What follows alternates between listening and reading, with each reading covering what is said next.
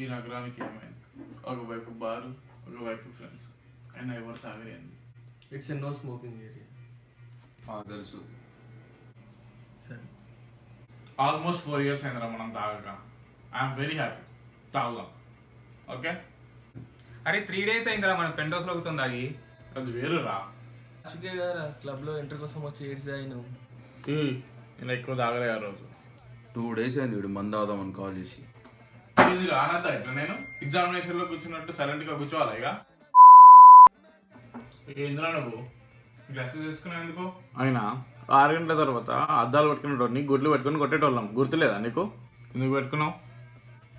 పళ్ళు రాలుతాయి, అర్థమవుతుందా?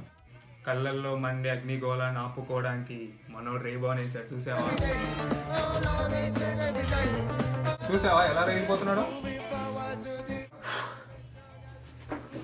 రే ఇవన్నీ కాదు, ఆపుతావా నువ్వు?